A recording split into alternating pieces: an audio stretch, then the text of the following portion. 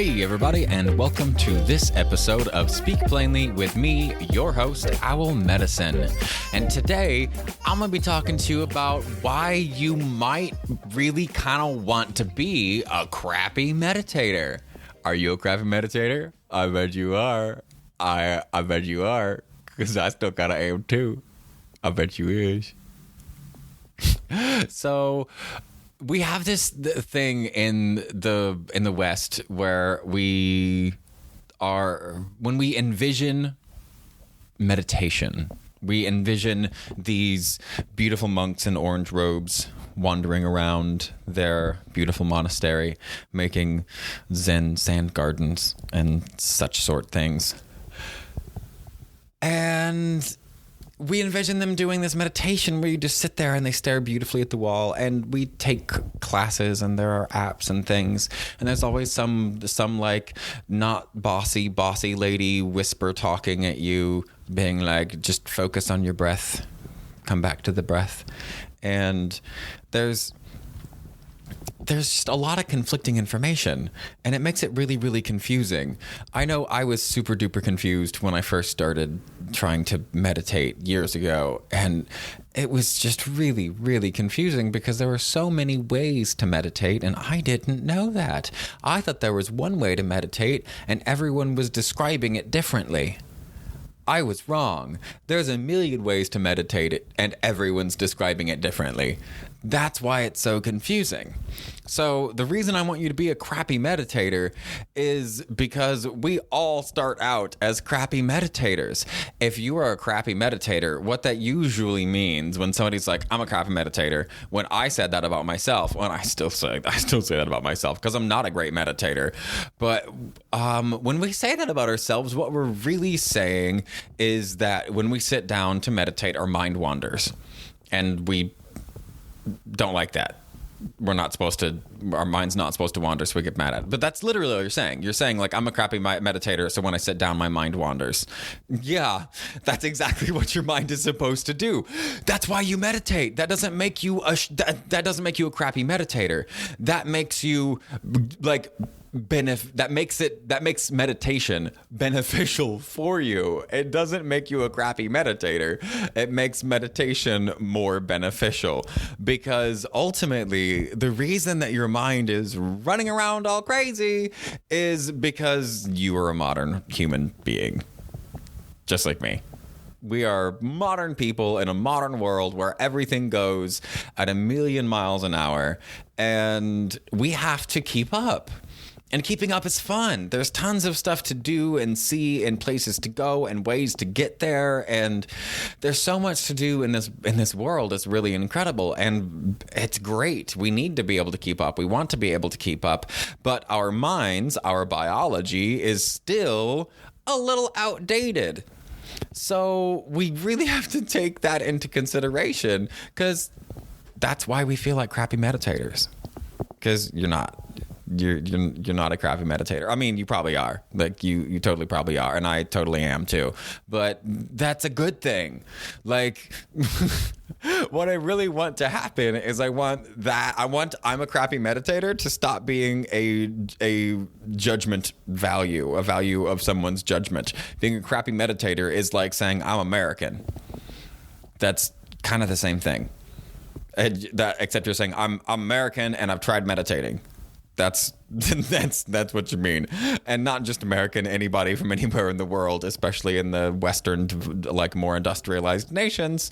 That's the world that we live in, a similar enough pace of a world that you have the same issues that the rest of us do when it comes to this. So if you feel like a crappy meditator, I'm here to tell you that that's probably fine. You're totally okay with that. You can be a crappy meditator. That doesn't mean you shouldn't meditate. That means that you should.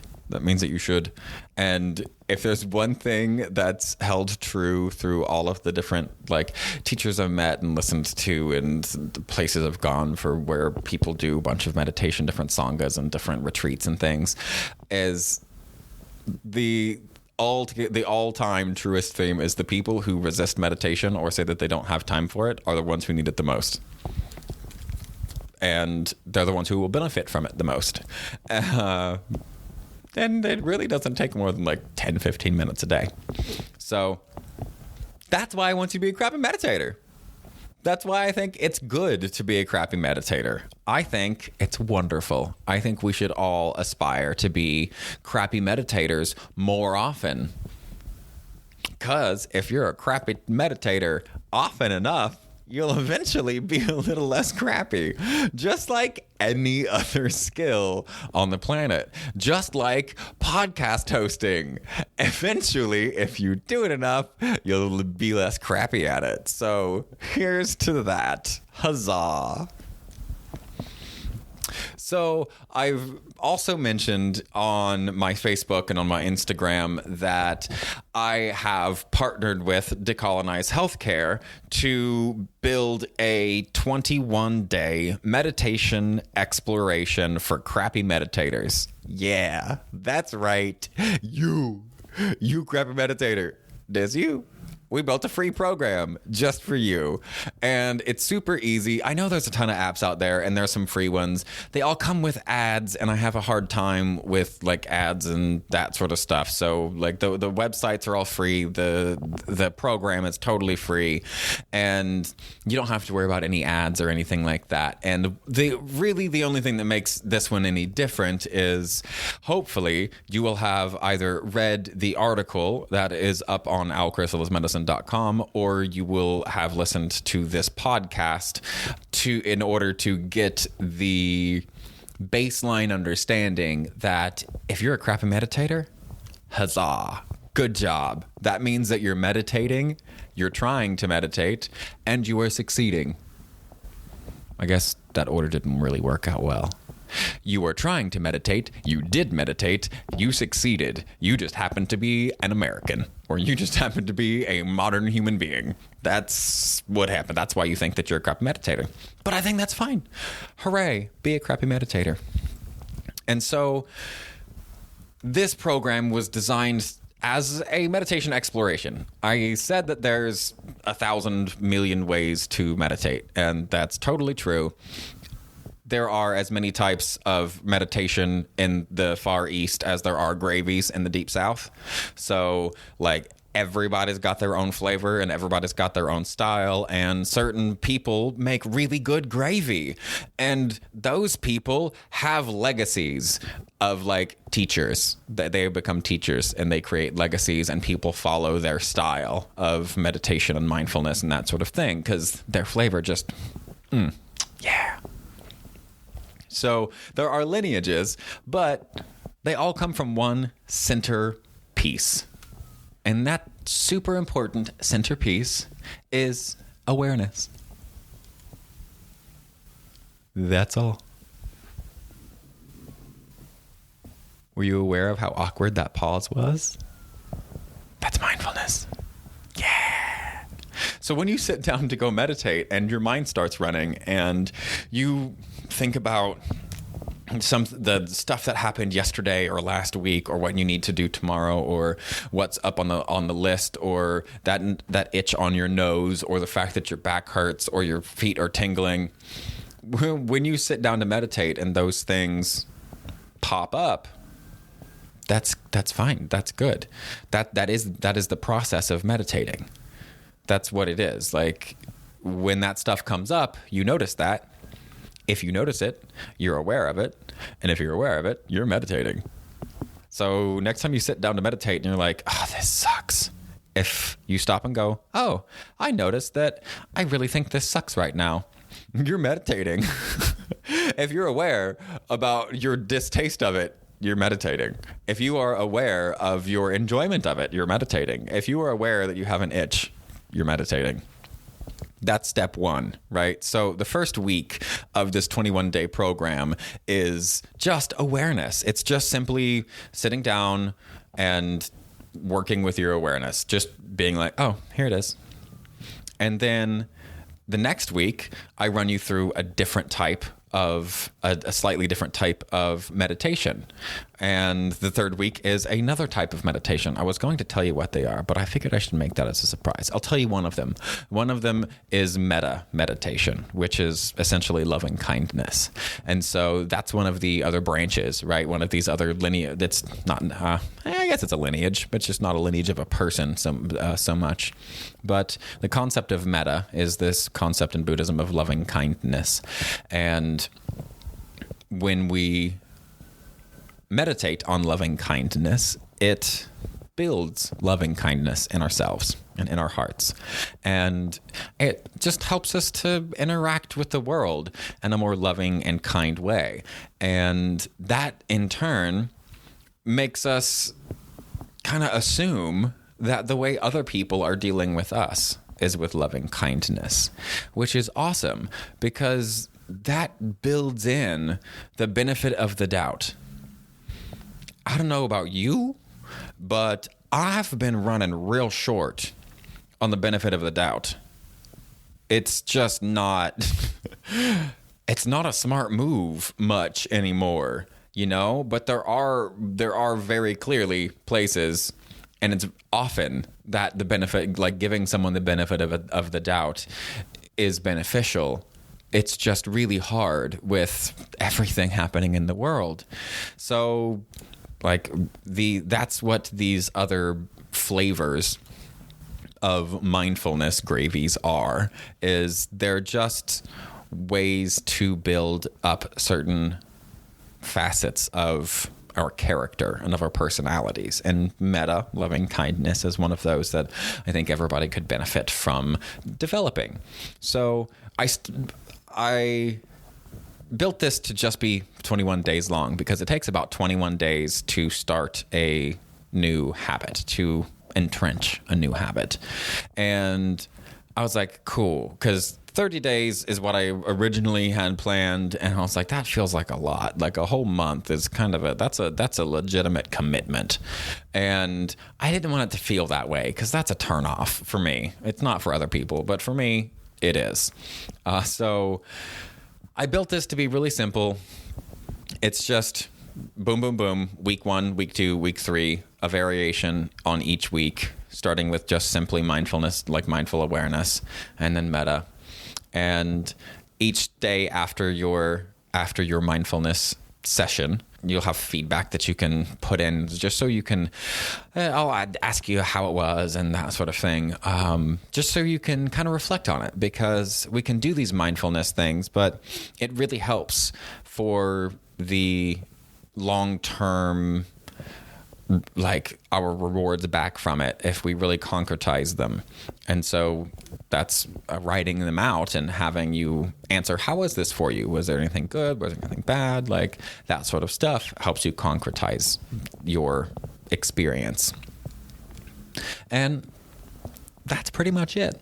So that's why I wanted to do this, is because if you're worried about being a crappy meditator, you shouldn't be, because being a crappy meditator is the first step for all of us. And it's not your fault. It's not some failure of yours. That's where everyone starts out. It's unless you live in not the modern world. And I'm sure probably even then, I just don't know, because I grew up in the modern world. So our minds have, there's so much happening with them, and we're trying to do so much. There's a lot of karma that is spinning in our heads, and that it kind of runs our mind. And that's another thing I wanted to say, is you shouldn't at first constantly be trying to bring back your mind. When you're first starting meditation, on this first week, if you choose to do this 21-day program, really just watch.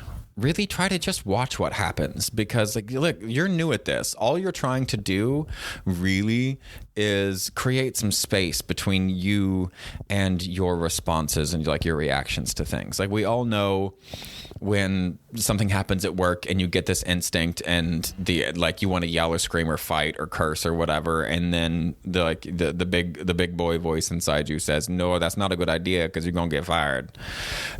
And that's great. That keeps us from like doing crazy stuff.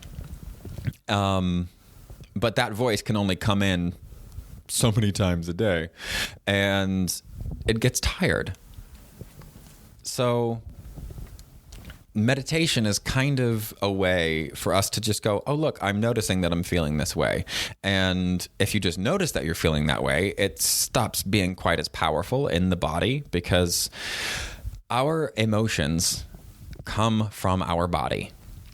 I don't care what anybody else told you. Our emotions arise in the body. That's the only possible way I can come up with to explain any of this, and it makes sense with what I understand of the biology. When we interact with the world, there are, like, you can think some things, but there are a lot of stuff that's happening like kind of behind the curtain, and the stuff that's happening behind the curtain is extremely important. And some of those things are emotions, because they arise as these physiological sensations, and we have to learn the words to that fit the sensations that we have. And when those sensations arise, those sensations are symptoms, and symptoms are solutions. I'm going to say that again. Symptoms are solutions. That's what they're for. These symptoms that we have in our body of anything was given to you by your body as a solution to whatever it's dealing with that you are unaware of. So those emotions that we have, we need to honor them, but we don't need to identify with them. And mindfulness helps us to not identify with it, because then you could just go, oh, look, I noticed that, like, I'm uncomfortable. I don't like this, whatever. And then when you're out about in your regular day and you notice that you're uncomfortable and you're in a situation you don't like again, you don't feel that same profound need to respond. I had a day earlier this week, a real day. I walked out of my apartment to my van, which was parked in the apartment complex parking lot, and I had a tow notice on my van in the parking lot in which I live, parked there legal. And I have a crazy, like, multicolored van, and it's 18 feet long, and it's like custom painted with spray paint cans, beautifully spray painted. And they all, like, the people at the people who I rent from, everyone in the town, it's a small town, they all know me, they all know my van.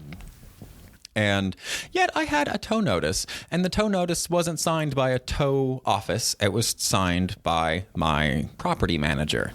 So I called her, and she wasn't able to answer, so I left her a voicemail. And when I got a call back, we started chatting really quickly, and we realized that she'd been trying to get a hold of me because, but I just got a new phone number 4 days ago, and that's exactly how many days that she was trying to get a hold of me, apparently. And though she never bothered emailing me, she was like, well, we haven't been able to get a hold of you, so we're just going to put this tow notice on your van. And it was going to be towed that day from the apartment complex in which I live. And that was really confusing. And I called to be like, why? So when she told me that they were going to tow it because I didn't have some kind of parking permit, I was like, what are you talking about, parking permit? I never had a parking permit conversation. I never signed any parking permit paperwork. The only paperwork that I signed that said anything about parking was that there is no assigned parking, and you're just supposed to park, like, directly in front of where you live or in guest parking. Like, that's it. But she told me that I was lucky that they didn't tow me. She told me that I was lucky that they tried to get a hold of me as many times as I did, and was just generally very rude and patronizing. I don't deal with rude and patronizing. And when she started getting loud at me and trying to speak over me, I cut her off and was like, ma'am, I'm going to need to let you go. I was pissed. And I'm really glad I did my meditation that morning, or I would not have had the presence of mind to go, ma'am, I need to let you go so I'm going to call you back when I have calmed down. And when I call you back, I expect to be treated with more respect.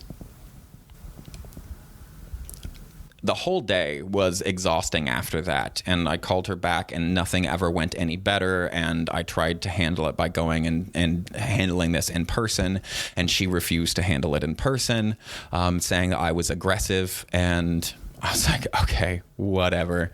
So I wanted to throw that in there because I understand that sometimes these little things can sound a bit preachy, and they totally do sound preachy. And if any of you have ever met my father or heard of anything about him, you will understand that was just something I think I must have been born with. But I get preachy about stuff. I'm super excited because I want to tell people. And the reason I'm super excited is because it benefits me greatly. I am not a marvelous meditator. I happen to meditate just enough to keep me from absolutely losing my mind on my property manager. I love all of these ways that we can kind of hack into our brains and our biology, and we can make the changes that we want in our lives. And I love learning about the intricacies of how the body and the mind work and how we can influence all sorts of things. But ultimately, what really makes me super happy about it is that it's applicable and it helps me. And I've collected all of these like really cool ways, and I've tried out all of these really cool ways of doing all kinds of neat stuff, including meditation. And I could have handled that. I wish I would have handled that situation even better. Like, I did the best I could, and I'm proud of what I did, because she really triggered me. I do not deal well with people in power, just treating people without power disrespectfully and like, just screw you, I can do whatever I want, you have no power here. And that's what the situation very much felt like to me. I get very upset over those kinds of power struggles. And I spent a little more time than I would have liked upset yesterday, and even a little bit the day after today. I didn't go off on anybody. I didn't do anything all crazy like I really, really, really wanted to. And I really feel like the reason I was able to do that is because I have had practice now of separating myself I know when my emotions are about to get so overwhelming that I need to remove myself from this situation. And the reason I know where my threshold is because of the meditation. Because there are times for me as a person with PTSD that it becomes so uncomfortable that I have to intervene. My body, my biology overrides my desire to be like peaceful and meditate and whatever. And sometimes there's too much agitation in me and I need to move it. I'm not going to beat myself up for not being able to sit and meditate when I'm really upset. That's not the time to meditate. If I get really upset, I need to move that energy. I go for a walk or do some yoga, do some handstands, do some kind of physical movement training stuff. But that's the reason I love this. That's why I love sharing like the cool stuff about back pain and neat ways to think about your body and just fun little quippy bumper sticker crap that is helpful and entertaining and can be applied to anybody's life. Because I love Buddhism, I love meditation, I love all of that stuff, but I don't want to be a monk. I don't even want to be normal. I don't want to be most of the things that people kind of purport meditation and Buddhism and just stuff in general for. I want to use these tools to help me get closer to my goals. And my goals are about living life and living it well, about loving every day, the good and the bad, you know? So take what you like and leave what you don't. If you feel like trying this 21-day meditation exploration, then it just might work out really well for you, and maybe you won't wind up cursing out your landlord, because I didn't. Hooray! So thank you for hanging out with me and for checking this out. I know it's Christmas. Christmas is just over. And it's been a crazy, crazy time. I hope that you all feel blessed and wonderful and got a little chuckle out of today. Go try that meditation exploration. Again, that's decolonizehealthcare.com under the programs tab. You'll see it. It's the third one on the right. Thank you so much for your time. You guys have a marvelous week. Stay blessed and stay uncomfortable.